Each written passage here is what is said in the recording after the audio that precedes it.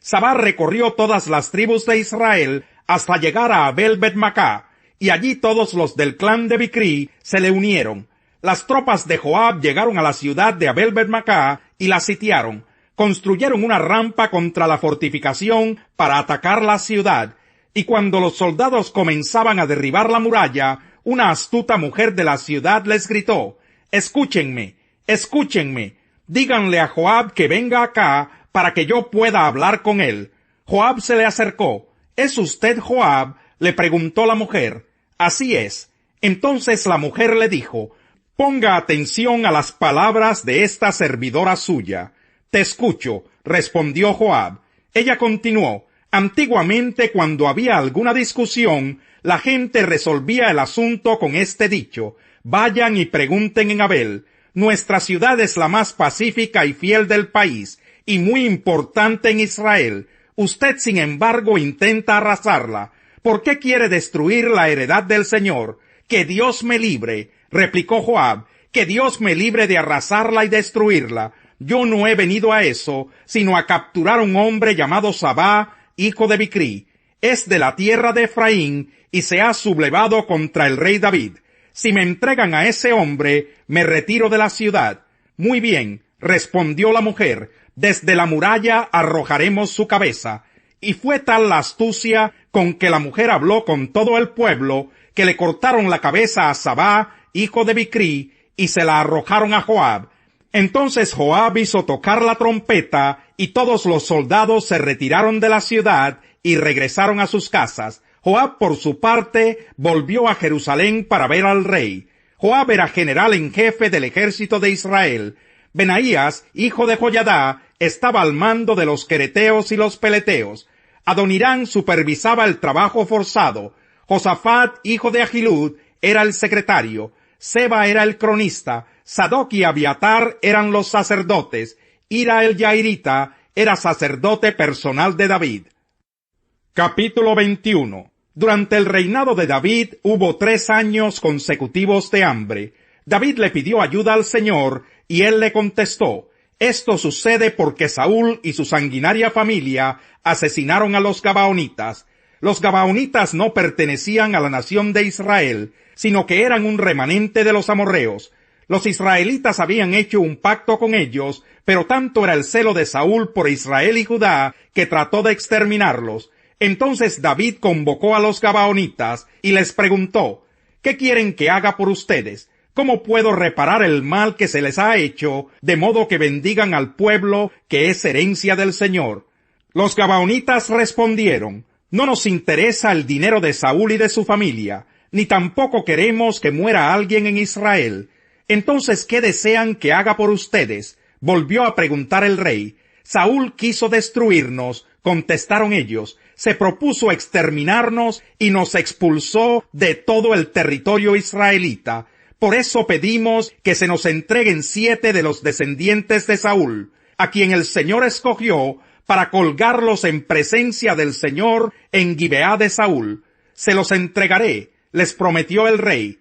Sin embargo, por el juramento que David y Jonatán se habían hecho en presencia del Señor, el rey tuvo compasión de Mefiboset, que era hijo de Jonatán y nieto de Saúl, pero mandó apresar a Armoní y a Mefiboset, los 2 hijos que Rispa, hija de Ayá, había tenido con Saúl, y a los 5 hijos que Merab, hija de Saúl, había tenido con Adriel, hijo de Barzilai, el mejolatita. David se los entregó a los gabaonitas, y ellos los colgaron en un monte, en presencia del Señor. Los 7 murieron juntos, ajusticiados en los primeros días de la siega, cuando se comenzaba a recoger la cebada. Rispa, hija de Ayá, tomó un saco y lo tendió para acostarse sobre la peña, y allí se quedó desde el comienzo de la siega hasta que llegaron las lluvias. No permitía que las aves en el día, ni las fieras en la noche, tocaran los cadáveres. Cuando le contaron a David lo que había hecho Rispa, hija de Ayá y concubina de Saúl, fue a recoger los huesos de Saúl y de su hijo Jonatán, que estaban en Jabes de Galaad. Los filisteos los habían colgado en la plaza de Betsán el día en que derrotaron a Saúl en Gilboa, pero los habitantes de la ciudad se los habían robado de allí. Así que David hizo que los trasladaran a Jerusalén y que recogieran también los huesos de los 7 hombres que habían sido colgados. Así fue como los huesos de Saúl y de su hijo Jonatán fueron enterrados en la tumba de Quis, el padre de Saúl, que está en Sela de Benjamín. Todo se hizo en cumplimiento de las órdenes del rey, y después de eso Dios tuvo piedad del país. Los filisteos reanudaron la guerra contra Israel, y David salió con sus oficiales para hacerles frente. Pero David se quedó agotado, así que intentó matarlo un gigante llamado Isbi-Benob, que iba armado con una espada nueva y una lanza de bronce que pesaba más de 3 kilos. Sin embargo, Abisai, hijo de Sarbia, fue en su ayuda e hirió al filisteo y lo mató. Allí los soldados de David le hicieron este juramento: «Nunca más saldrá su majestad con nosotros a la batalla, no sea que alguien lo mate y se apague la lámpara de Israel». Algún tiempo después, hubo en Gob otra batalla con los filisteos, y en esa ocasión Sibecai el Jusatita mató al gigante Saf. En una tercera batalla, que también se libró en Gob, el Hanán, hijo de Yareh-Oregim, oriundo de Belén, mató a Goliat el Gitita, cuya lanza tenía un asta tan grande como el rodillo de un telar. Hubo una batalla más en Gat. Allí había otro gigante, un hombre altísimo que tenía 24 dedos, 6 en cada mano y 6 en cada pie. Este se puso a desafiar a los israelitas, pero Jonatán, hijo de Simá, que era hermano de David, lo mató. Esos 4 gigantes, que eran descendientes de Rafael Gitita, cayeron a manos de David y de sus oficiales. Hechos de los Apóstoles. Capítulo 1. Estimado Teófilo, en mi primer libro me refería a todo lo que Jesús comenzó a hacer y enseñar hasta el día en que fue llevado al cielo, luego de darles instrucciones por medio del Espíritu Santo a los apóstoles que había escogido. Después de padecer la muerte, se les presentó dándoles muchas pruebas convincentes de que estaba vivo. Durante 40 días se les apareció y les habló acerca del reino de Dios. Una vez, mientras comía con ellos, les ordenó: «No se alejen de Jerusalén, sino esperen la promesa del Padre, de la cual les he hablado. Juan bautizó con agua, pero dentro de pocos días ustedes serán bautizados con el Espíritu Santo». Entonces los que estaban reunidos con él le preguntaron: «Señor, ¿es ahora cuando vas a restablecer el reino a Israel?» «No les toca a ustedes conocer la hora ni el momento determinados por la autoridad misma del Padre», les contestó Jesús. «Pero cuando venga el Espíritu Santo sobre ustedes, recibirán poder y serán mis testigos, tanto en Jerusalén como en toda Judea y Samaria, y hasta los confines de la tierra». Habiendo dicho esto, mientras ellos lo miraban, fue llevado a las alturas hasta que una nube lo ocultó de su vista. Ellos se quedaron mirando fijamente al cielo, mientras él se alejaba. De repente se les acercaron 2 hombres vestidos de blanco, que les dijeron: «Galileos, ¿qué hacen aquí mirando al cielo? Este mismo Jesús que ha sido llevado de entre ustedes al cielo, vendrá otra vez de la misma manera que lo han visto irse». Entonces regresaron a Jerusalén desde el monte llamado de los Olivos, situado aproximadamente a 1 kilómetro de la ciudad. Cuando llegaron, subieron al lugar donde se alojaban. Estaban allí Pedro, Juan, Jacobo, Andrés, Felipe, Tomás, Bartolomé, Mateo, Jacobo hijo de Alfeo, Simón el celote y Judas hijo de Jacobo. Todos, en un mismo espíritu, se dedicaban a la oración, junto con las mujeres y con los hermanos de Jesús y su madre María.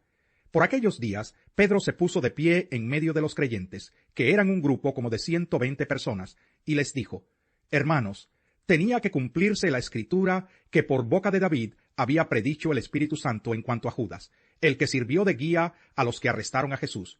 Judas se contaba entre los nuestros y participaba en nuestro ministerio. Con el dinero que obtuvo por su crimen, Judas compró un terreno. Allí cayó de cabeza, se reventó y se le salieron las vísceras.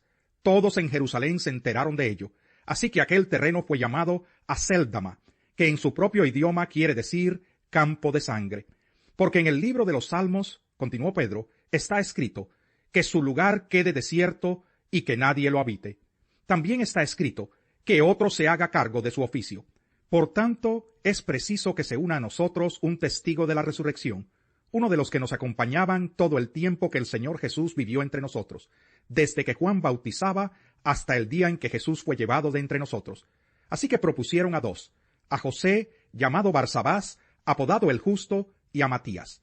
Y oraron así: Señor, tú que conoces el corazón de todos, muéstranos a cuál de estos dos has elegido, para que se haga cargo del servicio apostólico que Judas dejó para irse al lugar que le correspondía. Luego echaron suertes, y la elección recayó en Matías. Así que él fue reconocido junto con los 11 apóstoles. Salmo 21. En tu fuerza, Señor, se regocija el Rey. Cuánto se alegra en tus victorias. Le has concedido lo que su corazón desea. No le has negado lo que sus labios piden. Has salido a su encuentro con ricas bendiciones. Lo has coronado con diadema de oro fino. Te pidió vida, se la concediste, una vida larga y duradera. Por tus victorias se acrecentó su gloria. Lo revestiste de honor y majestad. Has hecho de él manantial de bendiciones. Tu presencia lo ha llenado de alegría.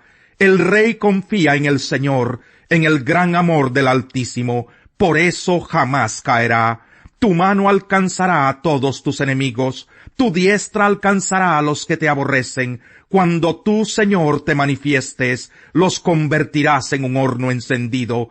En su ira los devorará el Señor, un fuego los consumirá. Borrarás de la tierra a su simiente, de entre los mortales a su posteridad.